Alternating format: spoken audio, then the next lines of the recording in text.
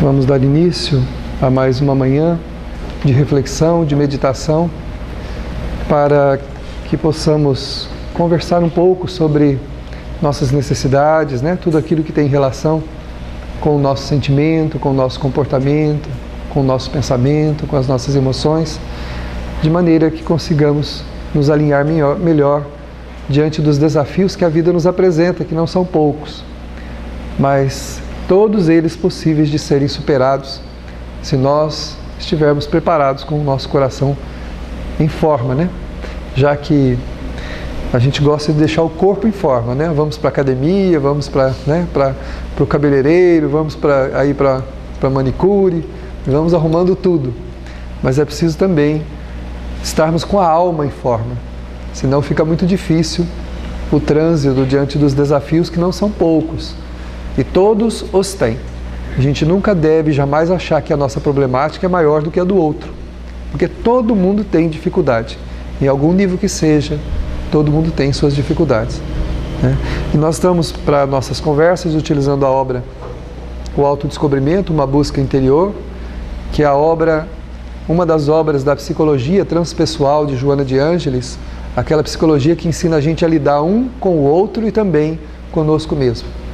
Nós vamos criando um entendimento da vida e vamos aprendendo a conviver melhor com a gente e aprendendo a conviver melhor também com os outros, aproveitando melhor a vida.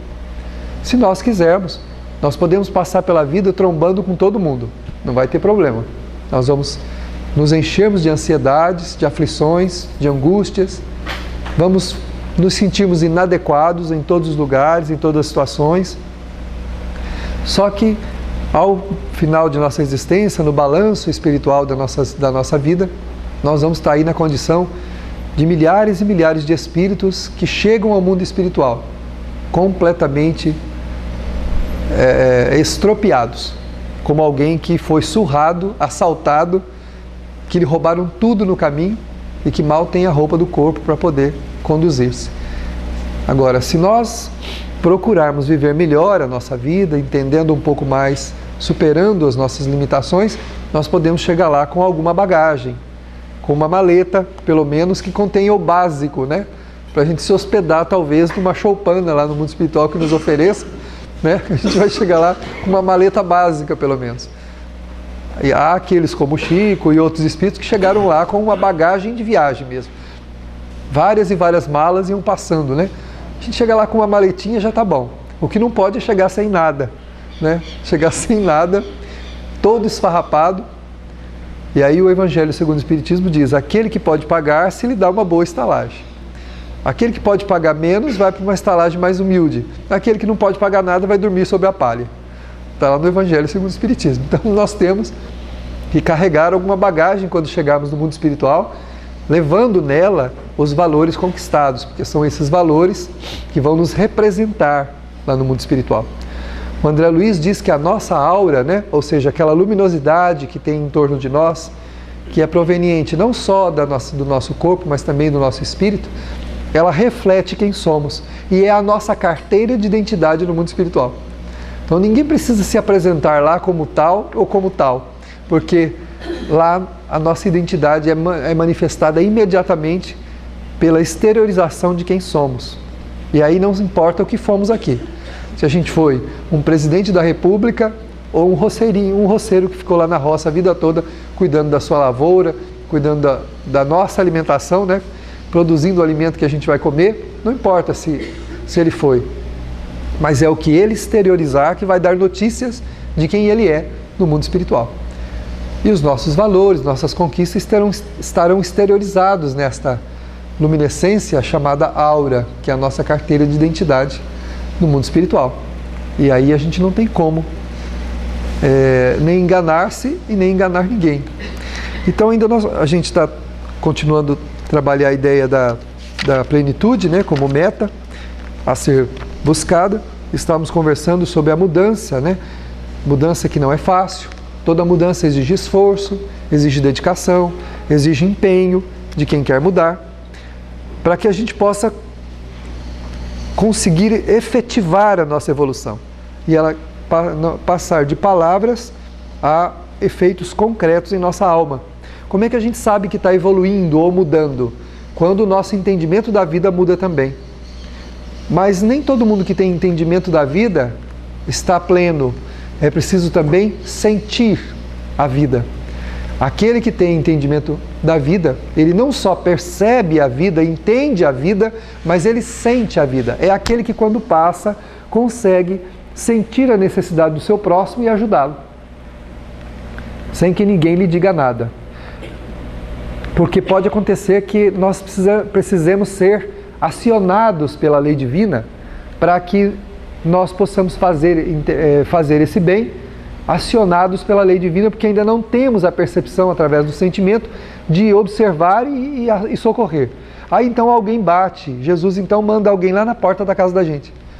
Já que eu não consigo, eu só tenho percepção a nível de entendimento, mas não tenho a nível de sentimento ainda, então ele manda alguém na porta da minha casa me pedir alguma coisa, ou chorar, ou lamentar, ou fazer algo para que eu me disponibilize para com aquela pessoa e aos poucos então desenvolvo o sentimento que eu preciso.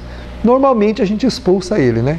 Geralmente a gente fala, vai embora, você está me atormentando, você está me aborrecendo, essa hora da manhã, essa hora da tarde, né? Assim como nós nunca encontramos horário para as tarefas de caridade, para as tarefas que nós precisamos fazer para desenvolver o nosso sentimento, se você coloca uma tarefa na casa espírita para as 2 horas da tarde, as pessoas dizem por que ela não é às 6. Se você coloca às 6, elas falam, por que não é 10 horas da manhã? Mas por que não põe no domingo de manhã que eu posso? Mas não é assim. A gente nunca encontra o horário devido para disciplinar a nossa vida em torno da tarefa que nós precisamos fazer. Então, quando o necessitado bate na nossa porta, nós fazemos a mesma coisa. A gente fala, mas isso é hora de bater na porta da casa dos outros? Mas se ele batesse, se ele das 0 hora até as 24 horas, qualquer hora dessa que ele batesse lá, que ele tocasse a campainha, a gente ia reclamar. Não interessa. Se fosse de madrugada, tá bom. Então você acabou o serviço de casa, tá tudo pronto, deitou-se, plém. Não é possível. Acabei de deitar. Não vou atender. Onde já se viu aborrecer os outros essa hora? Tá bom, aí ele vem às 7 da manhã. Tem que me acordar essa hora? 7 horas da madrugada, me acordando? Pois é, não dá. E lá, 11 horas, estou fazendo almoço, está me atrapalhando. 1 hora da tarde, ninguém me deixa descansar. Acabei de almoçar, quero descansar, não tem jeito. 4 horas da tarde, ó, tem que sair, tem que pagar a conta, ninguém dá, me atrapalhando. 7 horas, 8 horas, novela. Isso é hora de vir na casa dos outros, me atrapalhar na hora da novela? Não tem hora, não tem hora. Para nossa ainda falta de habilidade de sentir a necessidade do outro, para nós não tem hora, porque falta-nos essa habilidade. Quando nós adquirirmos essa habilidade, ela deixa de ser uma ideia e passa a ser o quê? Um sentimento. E quando nós atingirmos a excelência do sentimento, que é o amor, nós não vamos ter horários para coisa nenhuma. Qualquer hora é hora para que o nosso coração esteja aberto para aquele que nos procura. Aí não interessa que hora seja. Dr. Bezerra tem uma definição do médico, que todo médico deveria memorizar palavra por palavra daquele mandamento do médico que o Dr. Bezerra descreve. Aquele seria o médico ideal, que fizesse aquilo. Não tem horário, não tem tempo, pode estar chovendo, se tem veículo, se não tem, ele sai, ele vai para a chuva, ele vai para o que for possível para chegar aonde está o necessitado, o doente, e atendê-lo. E o Dr. Bezerra ainda diz que não pode estar condicionado ao atendimento a questão do dinheiro. E aí ele faz um mandamento muito bonito a respeito da função do médico. Mas não só para o médico, não, é para nós também. As nossas necessidades espirituais, elas estabelecem mandamentos para nós. E nós precisamos atender esses mandamentos, para que a gente possa desenvolver sentimento, para que a excelência dos sentimentos se transforme em amor, né? Eu já faço muita coisa. Faço bastante coisa pelos outros, mas continua duro, inflexível, não perdoa, não desculpa, não tem paciência, não tem compreensão, tudo bem. Nós estamos desenvolvendo o sentimento, mas ainda não atingimos a excelência do sentimento. A excelência do sentimento é o amor. Quando o amor se estabelece, o espírito reforma-se integralmente em pensamento, sentimento, atitudes, aí acabou. Aí não há o que possa demovê-lo mais do amor. Aí ele nunca mais se sentirá incomodado por coisa nenhuma, porque ele se transforma em um instrumento divino de serviço ao próximo, de amor à vida. Então ele não se sente incomodado para nada. Se precisar renunciar, a renúncia é feita com tranquilidade. O que eu não posso fazer hoje, faço amanhã. Quando a minha vozinha ficava em casa, eu assisti uma cena com a minha mãe, que aquilo me deixou bastante assim, bastante sensibilizado em relação a isso que eu estou falando. A minha mãe tinha programado de fazer um compromisso dela, que era um compromisso que ela tinha adiado fazia tempo.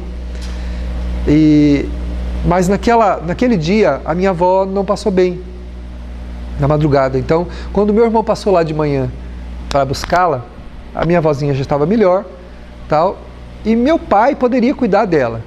Aliás, meu pai é filho dela, ela é nora. Meu pai poderia ter ficado cuidando dela com tranquilidade, dando os remédios, tal. Ela chegou no meu irmão e renunciou ao passeio, ao que ela tinha programado, para cuidar da minha avó, para ficar com a minha avó. E ela ficou lá, cuidando da minha vozinha, e não foi no compromisso que ela tinha programado. Mas ela não ficou de carranca o dia todo, de mau humor, brava. Ao contrário, já foi lá para o fogão, foi fazer uma sopinha, foi cuidar, passou o dia todo cuidando da minha avó, e eu não vi no rosto dela nenhum sinal de contrariedade. Nenhum sinal. A minha mãe é uma pessoa bastante sensível, uma pessoa adorável, né? Eu falo que eu tive muita sorte de tê-la como mãe.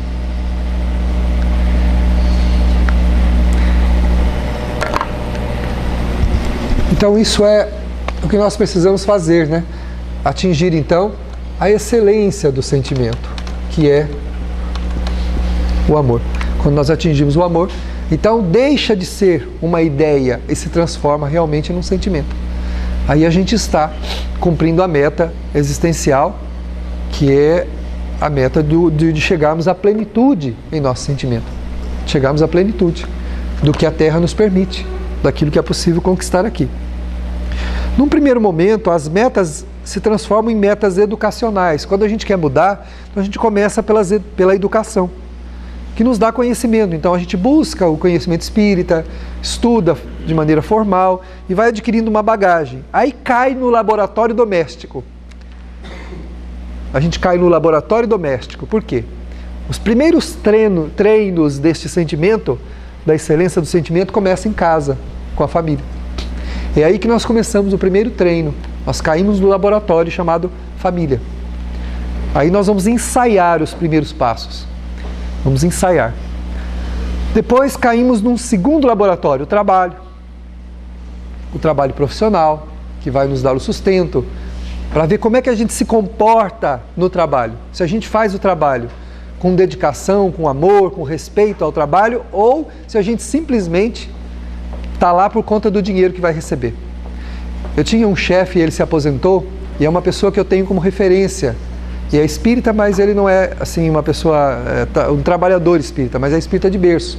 E uma coisa ele sempre dizia: nós temos o direito de brigar pelo salário, temos o direito de desejar um cargo maior, de ir atrás, de conversar, de mover céus e terra para isso. A única coisa que nós não temos o direito é de não cumprir o nosso dever. Falar, se você não cumprir o seu dever, aí você peca terrivelmente. Nada justifica não cumprir o dever. Ah, porque eu não ganho bem, então saia. Se você não tem capacidade para negociar o que precisa, trabalhando, então deixe o que você está fazendo e vai fazer outra coisa. Porque nós não temos o direito de não trabalhar. Como o professor que na sala de aula, que porque os alunos são indiferentes, são mal educados, não têm educação mais em casa, aquela coisa toda do problema social, do governo, ele vai dar uma aula péssima, não vai se dedicar, não vai fazer nada. Ah, mas ninguém quer aprender. Prepare-se você e dê a aula. Se alguém absorveu ou não, o problema é dele. Porque o único direito que nós não temos é o de não cumprir a função, em qualquer área que seja. Eu no serviço público, onde eu trabalho, a pessoa na educação, o outro lá na loja, no balcão. Ah, meu patrão não paga direito, só paga o salário do mês, ainda rouba a minha comissão. Então tá bom, então ele vai ver o que eu vou fazer. Vou cruzar os braços aqui, a hora que chegar um cliente vou dar as costas, não vou atender direito. Tá bom, você pode fazer, às vezes ele não está vendo. Só que a gente não está lesando ninguém, estamos lesando a gente mesmo. Eu posso até chegar no patrão e falar, ô criatura, você, por favor, aí, me paga minha comissão direito aí, né? Dá uma ajuda aí, tal. Tudo é válido. A conversa, a negociação, aquela coisa toda. O que a gente não pode deixar de fazer é cumprir o dever. Porque quando a gente não cumpre o dever, a gente incorre em débitos gravíssimos. A pessoa que vai trabalhar numa casa como secretária, ajudar na limpeza da família de uma casa, chega lá, por inveja do outro que tem mais e ele tem menos, sabota, quebra coisas na casa, ou então não faz o serviço direito em represália, por vingança, por mágoa, por ressentimento da sua condição. Está fazendo o quê? Está se condenando a uma pobreza maior ainda do que aquela que está, que é a pobreza espiritual, que vai puxá-lo, porque o que é a vida material que nós vivenciamos? Não é o reflexo da nossa vida espiritual? Tudo que está dentro de nós reflete-se em torno de nós. Nós estamos tendo em volta de nós a vida que nós temos intimamente. Então, se eu quero ter uma resposta boa da vida, eu preciso começar a melhorar o meu entendimento e o meu sentimento em relação à vida, para perceber as coisas no nível mais profundo e não me sentir incomodado com os desafios da vida de crescimento, nem com aquele que bate na minha porta, nem com a necessidade do meu trabalho, nem no laboratório da família, onde eu sou exigido e às vezes incompreendido e até recebo ingratidão. O que tem? Não há problema nenhum. O Chico dizia, tudo isso é permitido que façam comigo. O que não pode é eu fazer isso com quem quer que seja. O Chico dizia claramente isso. Eu posso receber ingratidão, eu posso ser magoado, eu posso ser preterido, posso ser ferido. O que eu não posso, ou não devo, né, poder até pode, é fazer. Aí sim, quando eu faço, aí eu determino uma caminhada dolorosa, expiatória para mim mesmo, para que eu possa desenvolver a excelência do sentimento que é o amor. Não adianta só saber, conhecer. Adianta, é a metade do caminho, né? Quando a gente adquire o conhecimento, a gente chega na metade do caminho. Falta a outra metade. Essa outra metade está envolvido o sentimento, as emoções, o trabalho que nós precisamos fazer para aperfeiçoar os nossos sentimentos. Aperfeiçoar cada vez mais. Se eu acho que eu já sou tolerante, tenho que melhorar mais ainda a tolerância.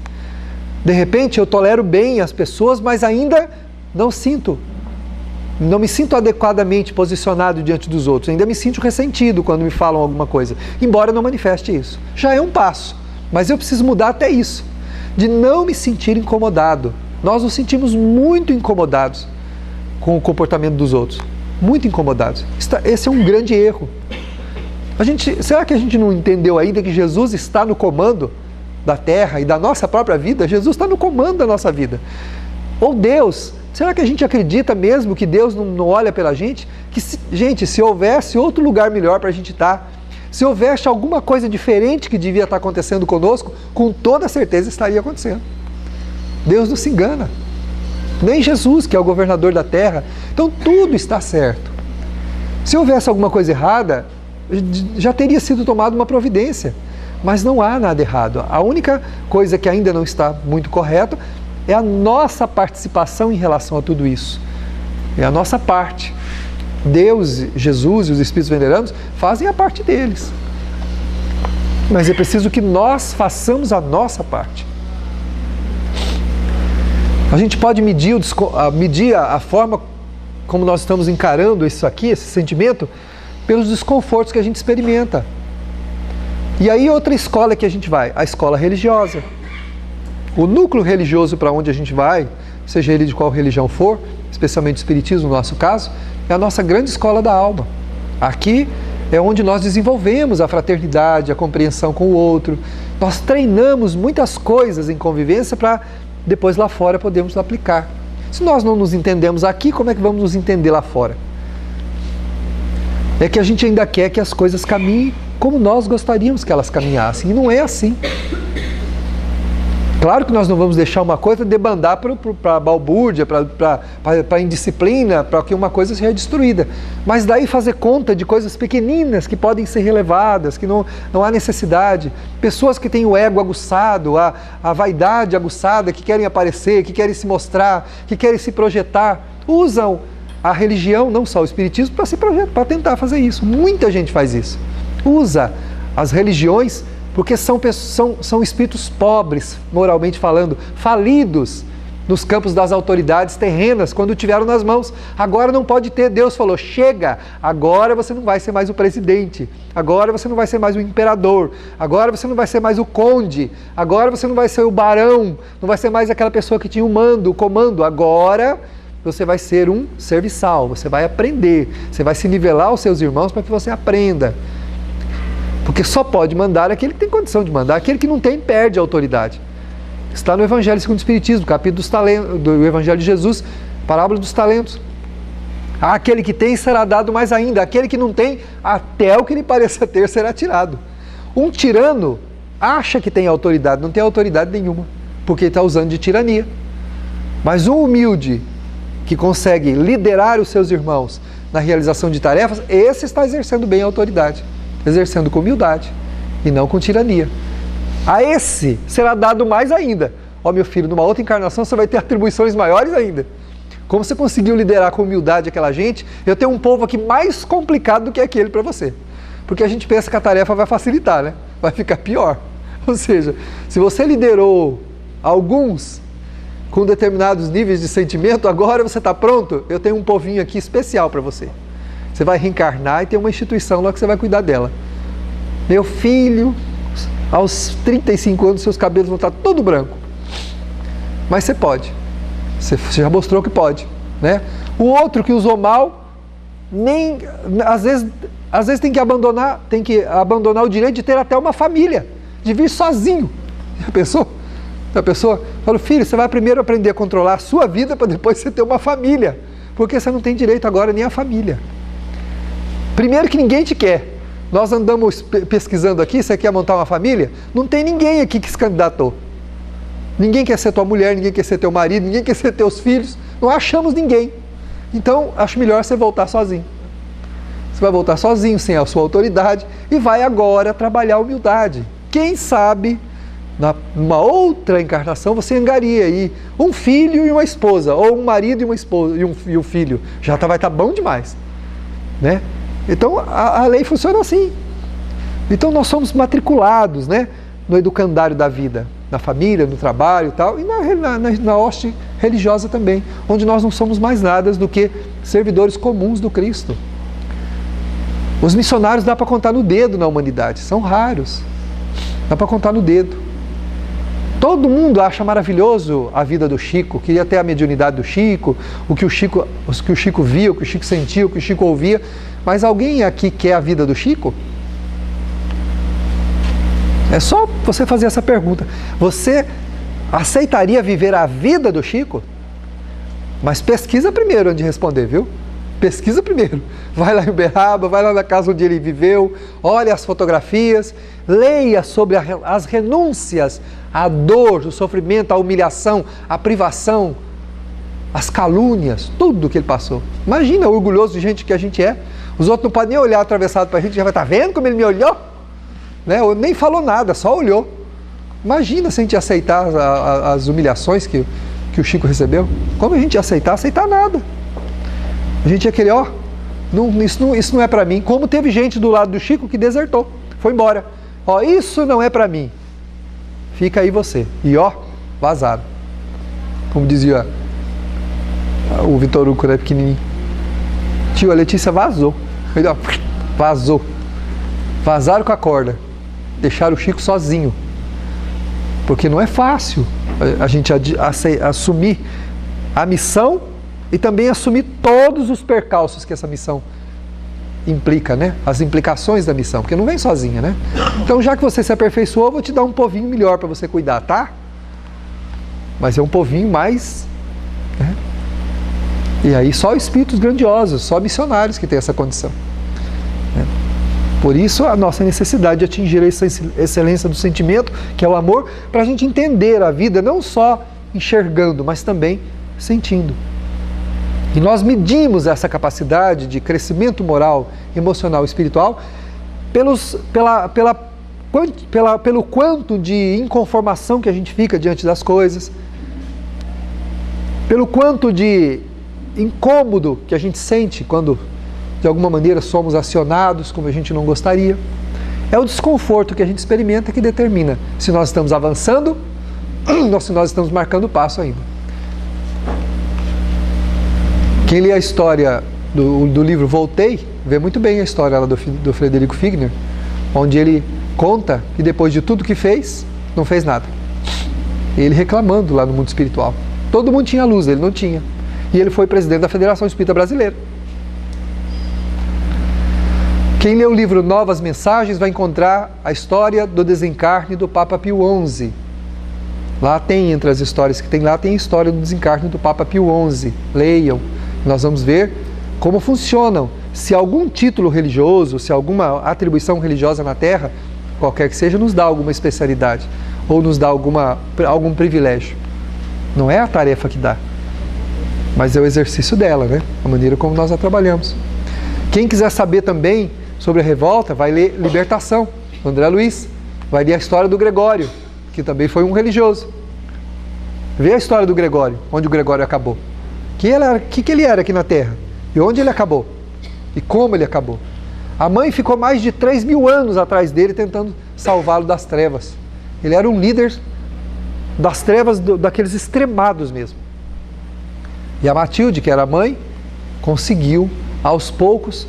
E quando o André Luiz teve contato com o grupo dela, né, com ela, fazia 50 anos que ela tinha encontrado então uma brecha no coração dele. E em 50 anos ela estava tentando um momento para poder chegar perto do coração dele.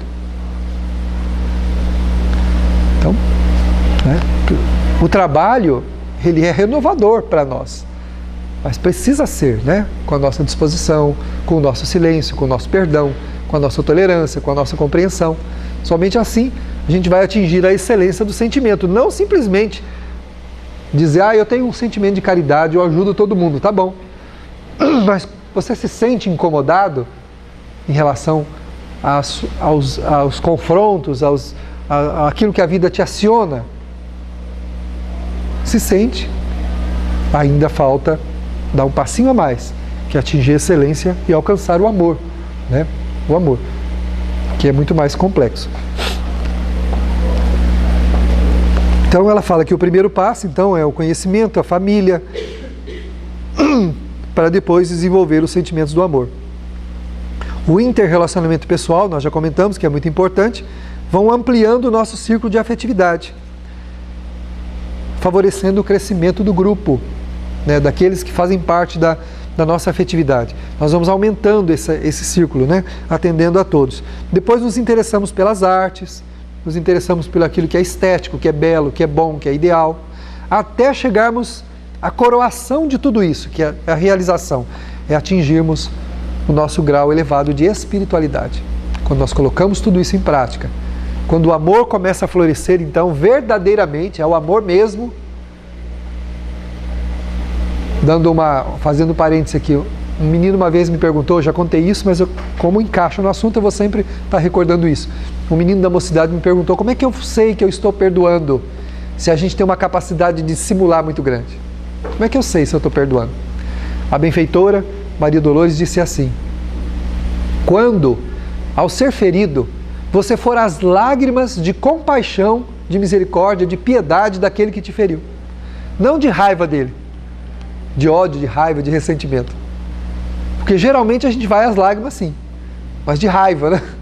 Senhor, o Senhor viu o que ele me fez, e chora copiosamente. Como se Deus fizesse leitura dessas lágrimas. Ele não faz leitura. Se você for fazer uma prece reclamando do teu irmão, a tua prece fica na horizontal. Ela não vai a Deus. Não vai a Deus. As lágrimas da mágoa, do ressentimento, não vão ao Criador. Por isso disse a benfeitora, e nós dissemos ao nosso irmãozinho, olha, quando você chorar de piedade daquele que te feriu, vixe, então eu estou longe. Eu falei, conforme-se, porque estamos longe, muito longe ainda disso. Mas precisamos começar. E sabe como é que a gente não guarda? Sabe como é que a gente não se magoa? É procurando não dar tanta importância assim à opinião dos outros em relação a nós e às coisas que têm relação com a nossa vida. A gente se importa muito, se importa com o que os outros falam, com o que os outros acham. Nós nos importamos muito com isso. E isso é terrível, porque isso faz com que a nossa vida naufrague. Nós não vamos mudar ninguém e não vamos mudar opiniões, mudar conceitos, mudar a ideia de ninguém. E isso não é importante. Não é o que os outros acham de nós que faz com que nós cresçamos ou não. O Emmanuel, numa mensagem, ele diz assim: não é o que pensam a teu respeito que te constrói ou te destrói, mas é o que você pensa a teu respeito. Isso sim. Se você pensa mal a teu respeito, se você acha que você é uma porcaria, que você não serve para nada, que você... provavelmente a sua vida vai naufragar. Se o outro acha, é só um problema dele. Mesmo que ele tenha razão, é um problema dele. Porque ao me falar alguma coisa a respeito de algum comportamento equivocado, eu posso fazer o quê? Mudar. Mas se eu tenho um conceito ruim de mim mesmo, isso vai me levar para o buraco. Eu vou entrar em processo depressivo, vou abrir os tampões da inconsciência e vou ressuscitar de lá toda a podridão do passado. E aí, dorme, né, com esse barulho, respira com esse mau cheiro. Não consegue. Aí a gente naufraga. Então, ter um bom conceito de si mesmo é o primeiro passo para a reforma íntima. Eu não sou perfeito, mas eu não sou uma porcaria. Eu sou um filho de Deus. Eu tenho valores. Estão adormecidos, mas eu tenho. E eu vou despertá-los. Vou conseguir mudar. Esse conceito faz o espírito fazer o quê? Levantar-se e prosseguir apesar de tudo. Mas se você achar que você não vale nada, que você é uma porcaria, que nada dá certo, que a minha vida é uma droga, que nada funciona, se esse for o nosso pensamento, a nossa vida vai para o buraco por nossa culpa.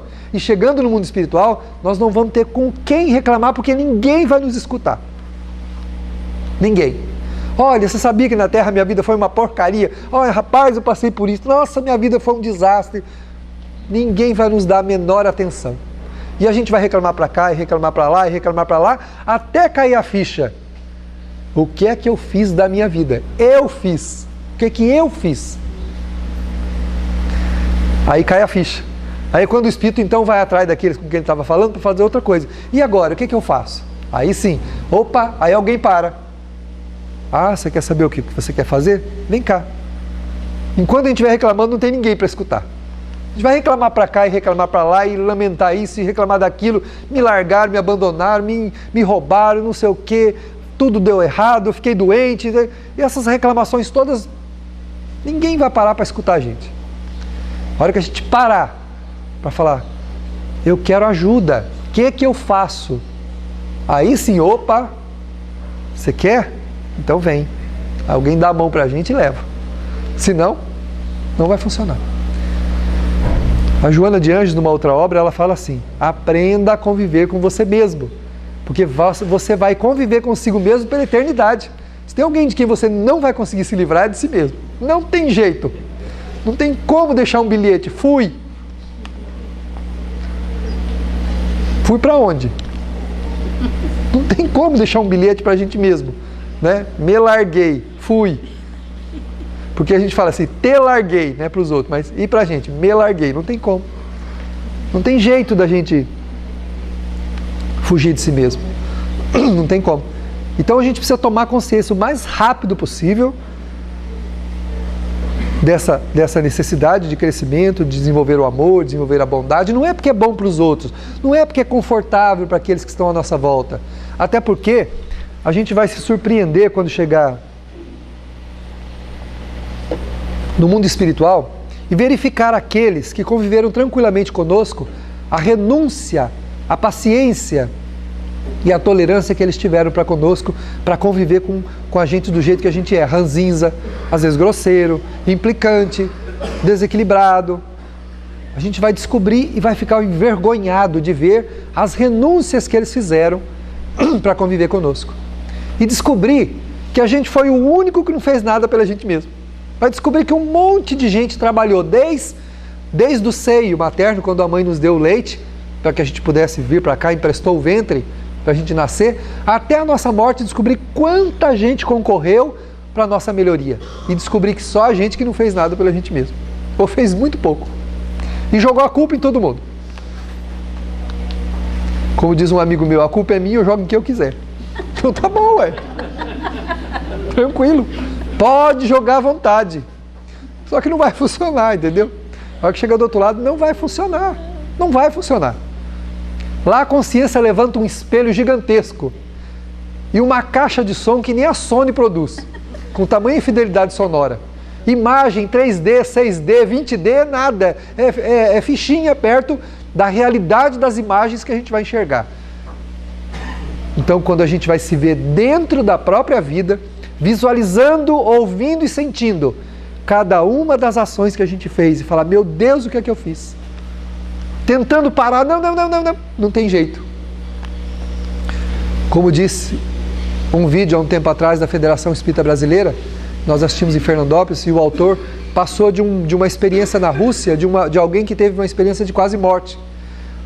O cara levou um tiro gratuitamente no meio da rua, caiu, foi levado para o hospital, ficou na UTI, em coma, entre a vida e a morte, e ele conta que alguns minutos depois do tiro, ele pairou acima do corpo, viu aquela gente toda socorrendo ele, de repente foi tragado por um túnel e saiu num outro lugar, mas um lugar belíssimo, muito bonito, belo, lindíssimo assim, uma relva linda, flores, um perfume inebriante. E aí um homem veio, resumindo a história, um homem veio ter com ele, uma pessoa calma, serena, e convidou ele para ver algumas coisas. Dado alguns passos do lugar que ele estava, ele saiu dentro da própria vida dele. E a vida dele começou a passar de trás para frente, cena por cena. E ele disse que nunca chorou tanto em toda a vida dele, porque ele queria parar as coisas e não podia. Ele ouvia os próprios pensamentos e sentia exatamente o que sentiu no momento que estava fazendo. Então, ele não podia dizer para ele mesmo que aquilo não era verdade. Não, de jeito nenhum, entendeu? Então, quando alguém nos insulta e imediatamente a gente reage e dá uma bofetada, lá do outro lado eu não vou poder usar como desculpa que eu fui insultado para dar a bofetada. Mas você está vendo, olha aí, aqui funciona. Alguém está do lado e vê. A pessoa chega e te dá um chute. Imediatamente você vira e plaf, uma bofetada nela. O outro está do lado, a nossa testemunha. Eu vi, ele chutou ele, por isso que ele tomou a bofetada. Do outro lado isso não funciona. Porque o espírito vai se ver dentro da cena, sentindo o que ele sentiu no momento que foi agredido, pensando o que ele pensou, então não tem como. Na verdade ele reagiu, não foi porque foi chutado, agredido, porque é um espírito mal educado, que não tem respeito diante da ignorância do outro, que não perdoa, que não compreende, que não tem tolerância, que é extremado no orgulho, que é vaidoso até daqui na lua, e é todos esses artifícios negativos que agiram para que ele reagisse e batesse, não porque foi chutado. Ninguém revida porque é maltratado, revida porque é mal criado, não tem educação espiritual. Quando eu não tenho educação espiritual, o que eu faço? Eu reajo, mas não reajo porque fui ofendido, reajo porque não tenho sentimentos devidos, a nobreza que eu precisaria ter para aceitar a ofensa sem me ofender. Porque ofender é um problema de quem ofende. Agora, aceitar a ofensa é um problema meu. Aí está a minha falta de educação, de me ofender. Então o problema não é ser ofendido, o problema é se ofender. E é isso que o espírito não consegue explicar do outro lado. E quando ele foi vendo essas cenas da vida dele, ele foi ficando desesperado. E ele queria parar, falar assim, mas eu não podia ter, ai meu Deus. Aí a pessoa faz também uma outra leitura que é terrível, que é a leitura das razões do outro, que o deixa profundamente envergonhado.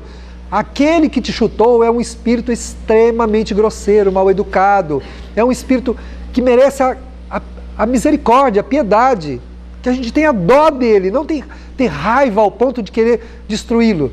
Por respeito a ele, a gente deveria ir lá dar um beijo no rosto dele, logo depois de ter tomado um chute, e não bater nele. Porque ele é digno de piedade, que é o que a benfeitora falou. Não de ter raiva dele, de querer destruí-lo, que é o que a gente quer.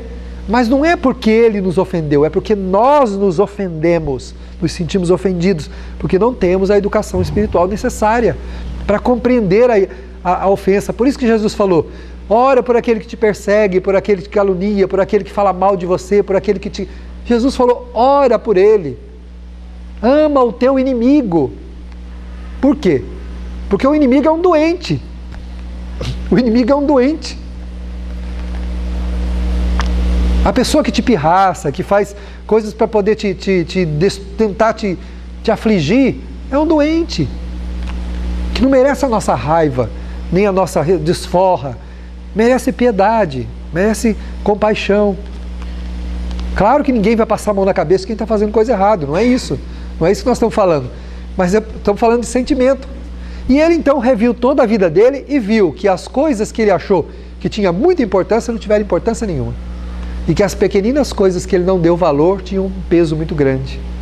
E aí quando termina a visão, o benfeitor fala para ele assim, agora é hora de voltar. Não, eu não quero voltar mais não. Deus me livre de voltar para aquele mundo. Eu já aproveito mesmo que eu já morri e fico aqui. Não, meu filho, você não morreu não, você vai voltar. Não quero voltar não. Infelizmente você tem que voltar. E aí o benfeitor coloca a mão na fronte dele e ele acorda no corpo.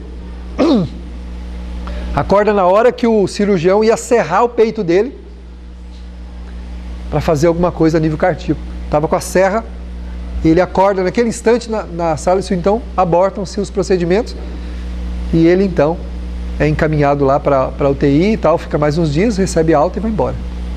Oportunidade que ele recebeu de mudar a vida, de mudar a sua existência.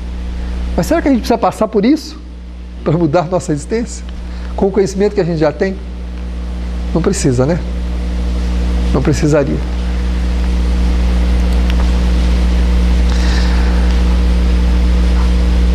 Quando a gente atingiu essa plenitude, né, que é o coroamento de tudo isso, que já é a nossa realização espiritual, que é mais importante do que qualquer coisa, nós terminamos essa primeira meta, vem a segunda, outras. Por quê?